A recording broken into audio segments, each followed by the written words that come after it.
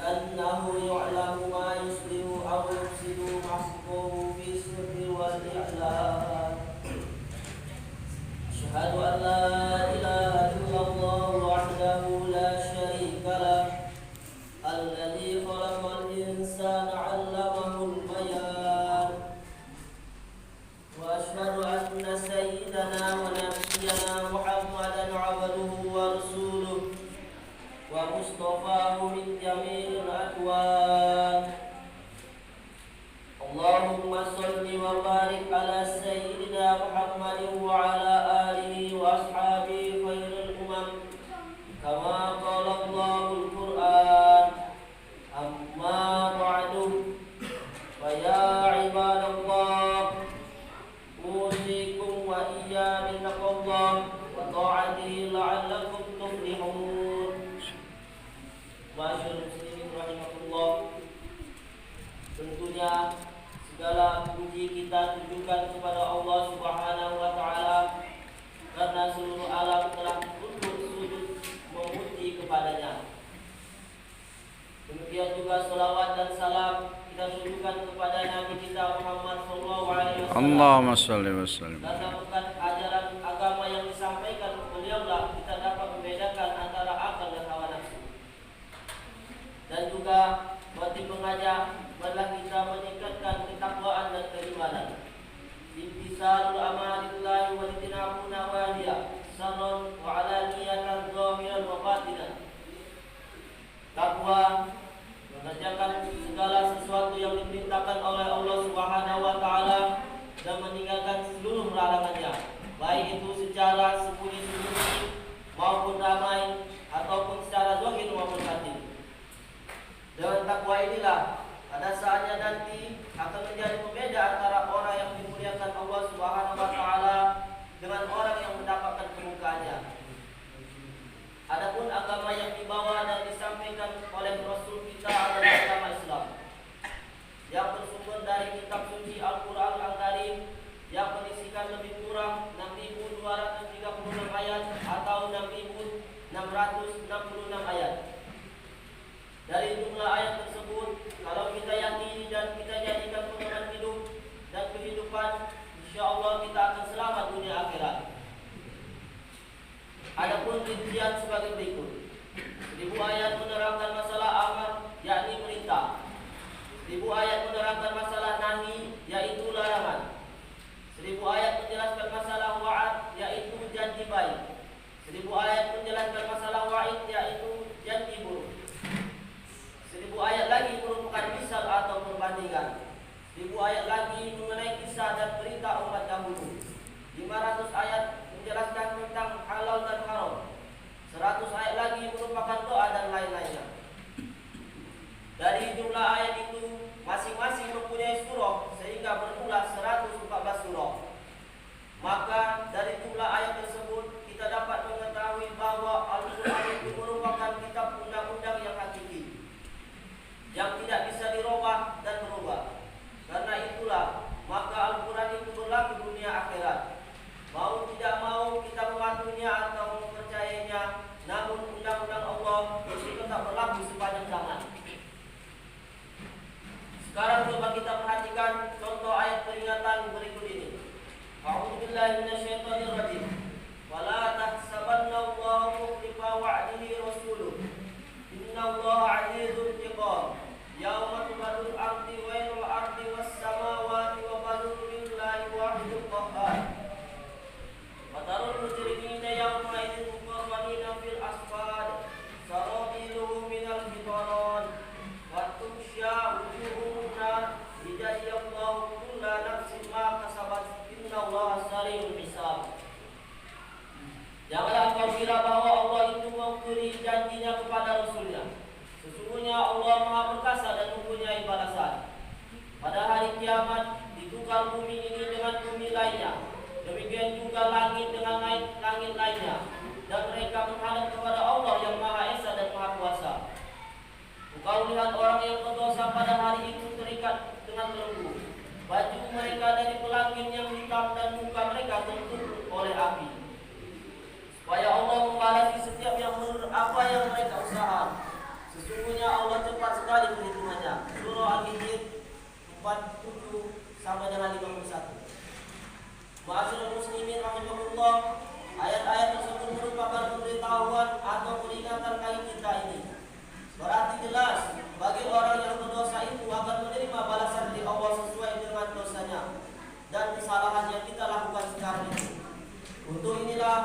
semua kita tentu berdosa, baik terhadap Allah maupun terhadap sesama makhluk.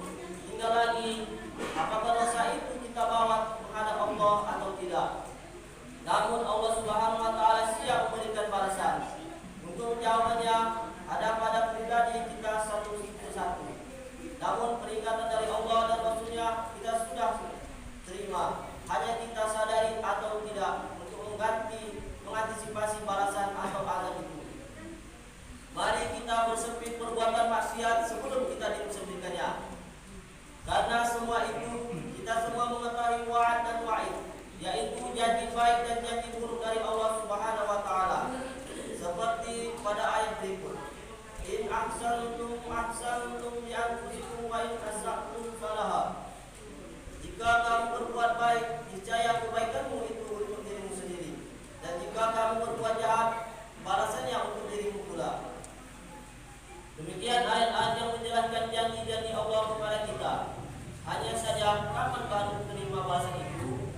Tadi sudah dijelaskan oleh Allah pada ayat 48 di atas, yakni pada hari kiamat nanti. Pada bumi sudah berganti dengan bumi lainnya. Demikian juga kita kalau sekarang kita membantah Allah, nanti Allah akan membantah kita. Kalau kita sekarang tidak mempedulikan ayat-ayat Allah, nanti tidak akan dipedulikannya pula. Kalau sekarang kita mempermainkan Allah, nanti kita akan dipermainkannya pula. Pokoknya sebagai dinamakan hari pembalasan. Yang baik dibalas dengan kesenangan dan yang jahat dibalas dengan kesengsaraan. Yang kita tutupi sekarang nanti akan terdahulu dibuka. Yang kita sembunyikan sekarang semuanya akan nampak. Yang kita senangi sekarang nanti akan menyusahkan. Demikian gawatnya manusia pada hari pembalasan itu. Untuk menghadapi hari yang pasti, maka Allah dan Rasulullah selalu memberikan pengarahan kepada kita, yakni dengan melalui pembanding, dai dan para guru-guru kita. Terutama pada hari Jumat melalui khutbah seperti yang dilaksanakan sekarang. Karena itu pula saudara-saudara petugas muasyir selalu mengucapkan ansitu wasma'u wa'ati'u rahimakumullah. Yang perhatikan dengan baik-baik dan patuhilah. Semoga Allah merahmati kita semua.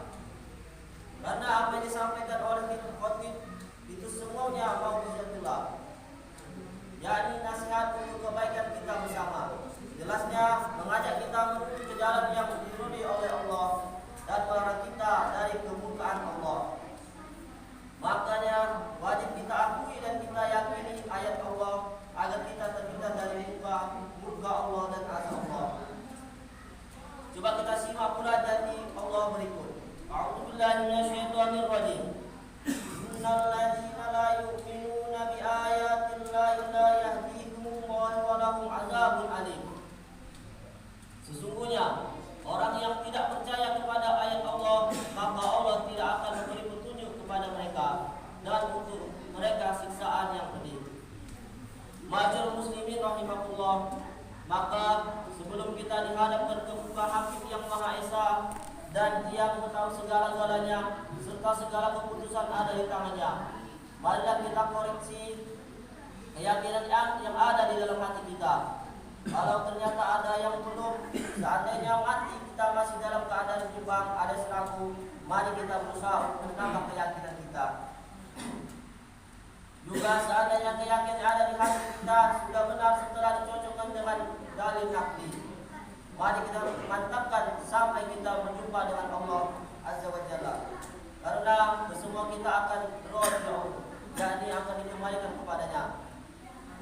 Oleh sebab itu pula harus kita analisa lagi amal perbuatan yang telah kita laksanakan selama ini. Karena mungkin hanya kita dilaksanakan dan didorong oleh keinginan hawa nafsu kita saja, atau didorong oleh akal tanpa ilmu. Maka untuk itu mari kita berpedoman dengan petunjuk Allah Subhanahu wa taala berikut ini. Wa 'asa an takrahu syai'an wa huwa khairul lakum. Wa 'asa an tuhibbu syai'an wa huwa syarrul lakum. Wallahu ya'lamu wa antum la ta'lamun. Dan boleh jadi kamu benci terhadap sesuatu sedang ia lebih baik bagimu, dan boleh jadi kamu kasih terhadap sesuatu